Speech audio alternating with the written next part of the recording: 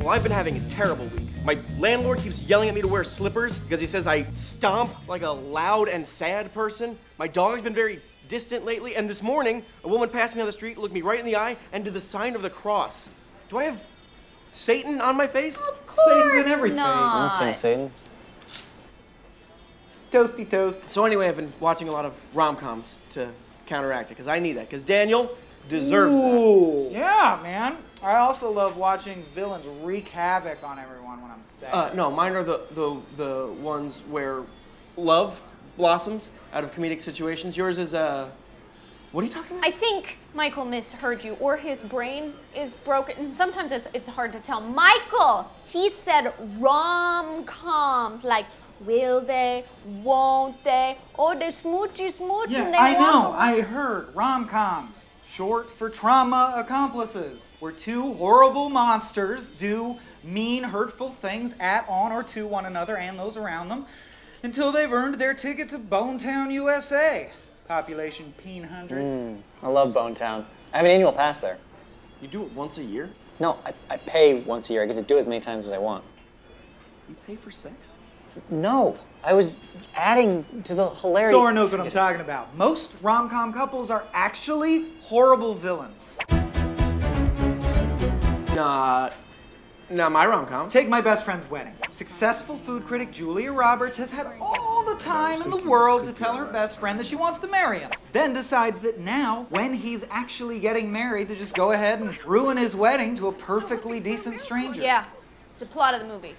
Also the title of the movie. Meanwhile, our main guy, I mean, who cares what his name is? What's he even been in since? Dermot Mulroney. He was in About Schmidt, The Grey, Insidious 3, Family Stone. The point is, Dermot Mulroney is a sexist, emotionally manipulative, leathery man who doesn't want his fiancée, who's very, very young, to finish college. And Julia knows this, and she uses it against poor fiancé Cameron Diaz. In addition to bringing out this guy's inner control freak, Julia tries to hurt and humiliate Cameron's character at every opportunity, making her do karaoke when she knows she doesn't want to do it, forging work emails to cause drama between Cameron and what's his name? Dermot Mulroney. He dated Rachel and Friends for a little bit. Oh, you think I would remember that leathery face? Also, you just said his name? Listing villainous acts here, trying to make him jealous by making her friend be her fake boyfriend, and then eventually she just makes out with Leatherface. Meanwhile, Dermatology is weirdly possessive of Julia, walking in on her naked, commenting about how good she looks.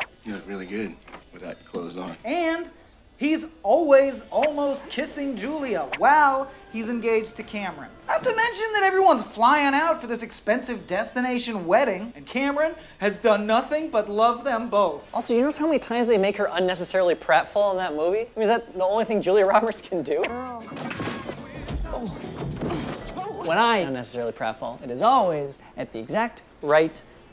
Oh, you dick, you stole my unnecessary pratfall. Hold on, but Julia doesn't get with whatever his name is. Dermot Mulroney. He is an actor who's doing just fine in Hollywood. Yeah, dimwit mulch money. Anyways, can we even call it a rom-com if they don't end up together? I mean, she is supposed to be the villain. Yeah, but I'd say based on America's reaction of propelling it to #2 at the box office, raking in $299.3 million in 1997, when that was a fairly big deal, yeah, I think that does make it a rom-com. Not to mention that a rom-com just has to present a will they, won't they scenario. In this case, they won't it. But I think Katie's larger point was that this is one bad example in a genre that is about comedy and finding companionship. Yeah, and if we really want to talk about villains in rom-coms, then the people in How to Lose a Guy in 10 Days are like super villains. What? Katie, no, Katie. Oh, come on! I mean, the whole plot of the movie is that the two of them make a bet to destroy a person. I could start by dating the guy and then drive him away. Do you think you can make a woman fall in love with you by then?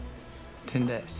You're on. For work! Because apparently that's how you get ahead in business in rom-com world. No, it's actually how you get ahead in the real world, too. I've tried it. See, every week Jack threatens to fire me, and then I bet him $5 that he won't. And then that sucker takes the bet every single time. I give him $5. I never get fired. Oh, that's so smart! Or you just give him $5 every week for doing nothing. Also, that's not how bets work. No, it's... Oh. That's besides the point. Anyway, in How to Lose a Guy in 10 Days, they plan to manipulate a stranger. In her case, by breaking up with him, and in his case, by falling in love. For their stupid jobs. She literally says, I'm gonna make you wish you were dead. and then she proceeds to make him miserable. I mean, imagine being a stranger who starts dating a woman who, like, tortures you and you don't know why. She invades his personal space. She throws these emotionally abusive temper tantrums. She humiliates him in front of his friends. She destroys property. She makes him question his sanity. She drove me half insane for a goddamn magazine. Oh, she even asked one of her friends to pretend to be a therapist. I mean, that has to be breaking some law. Yeah, that is breaking the law. That's practicing medicine illegally. Well, maybe she was just practicing medicine. Get it? Practice makes perfect. Although in this case, practice makes a malpractice case. Yeah, it should be called How to Gaslight a Guy for 10 Days. I mean, that's not kooky fun. That's evil. Meanwhile, he's not even in love with her. He's just so focused on winning the Blood Diamonds account. Yeah, that's right. He works in advertising and is trying to advertise for Blood Diamonds. We say a diamond is for everyone. That he will do anything, which includes pulling his poor, sweet family into his fraudulent love lie. Meanwhile, he doesn't even love this woman. So his plan is just to emotionally manipulate her until he gets his work prize and then what?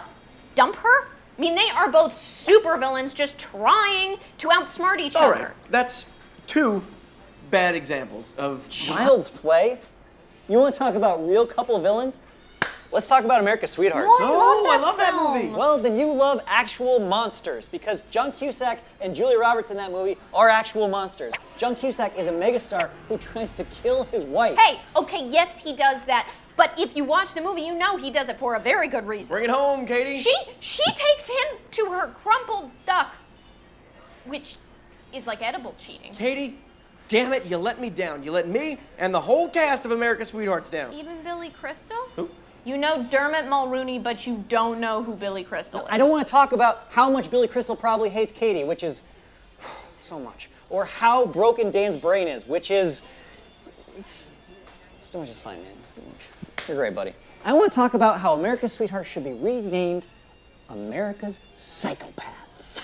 All the footage we see of John Cusack, he is overly protective, untrusting, and just violent towards Catherine Zeta-Jones. He does not trust her because she cheated on him. Or maybe she cheated on him because she was in an abusive relationship. He stalks around her bungalow even after they're separated, spying on her and creeping around. He constantly fantasizes about killing her, even though he still wants to be with her. Meanwhile, Julia Roberts is pining after her sister's husband, even so much that she kisses him and then ends up sleeping with him while they're still married. Even more, meanwhile, Julia is not being honest with her sister. She's enabling her sister's bad behavior. She could tell Catherine Zeta-Jones that she is being self-destructive, but no, she doesn't do that because she is suckling at the teat of her sister's success. Teat. Anyway, Julia Roberts is just using her sister until she can hop on the John Cusack money train. Meanwhile, her sister is literally being slut-shamed by the entire media. Sorry, I can't get over what happened with you and Eddie. I'm so sick over it. I can't sleep at night. How can you?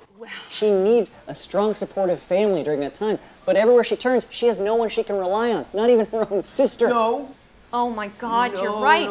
No, John Cusack is always a terrible person in rom-coms. In Serendipity, both he and Kate Beckinsale are engaged to different people, but they keep chasing each other around because Kate was trying to be a kooky, manic pixie dream girl and didn't just give him her number when they first met. And then he uses the present that his fiance gave him to ruin their wedding and find Kate. Didn't say anything. He's a straight-up stalker with boundary issues. Okay, so John Cusack's bad for rom-coms, but last night I watched You've Got Mail alone, starring America's actual favorite sweethearts, Tom Hanks and Meg Ryan. It's correspondence that blossoms into love.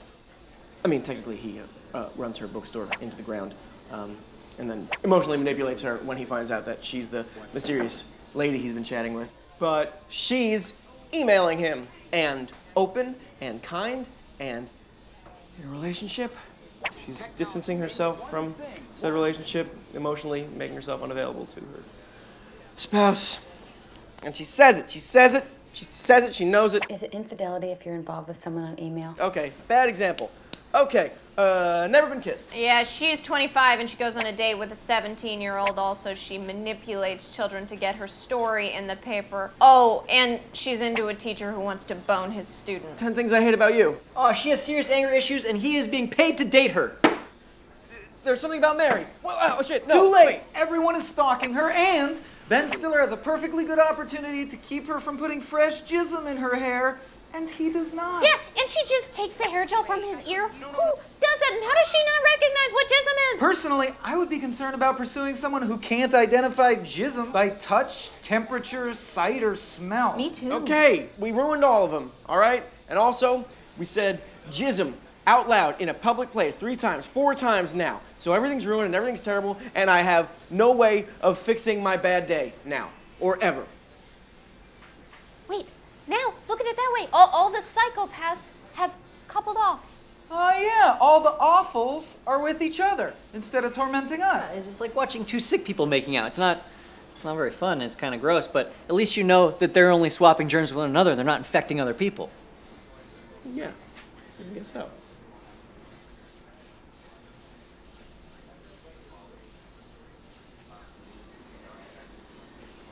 You guys saw that, right? Maybe it was a meet cute. No, do you think it was like a holy terror cross or like a bless That was you? for her. I That should. was a personal thing. But if it's a meet cute, I should go after her? I wouldn't When you usually pursue someone who thinks you might be the Be devil. evil, yeah. Hi, everyone. We had a lot of fun today, but we'd like to talk to you seriously about Dermot Mulroney. He's passable. He's cast as handsome often, which is why we thought it was okay to call him leather-faced over and over again. Because it's not like, we're not saying like, we're not doing a bunch of Paul Giamatti jokes here. It's not like Giamatti's, and we're making fun of his goblin face. We would also like to take a minute to talk about Paul Giamatti. Paul Giamatti is passably a handsome gentleman. He's not awful. He's no Steve Buscemi. He's no like alien monster. Right. Hi. We've had a lot of fun here today. And now I'd like to talk to you seriously about Steve Buscemi. That's actually how you pronounce his stupid garbage goblin name. All right, cut.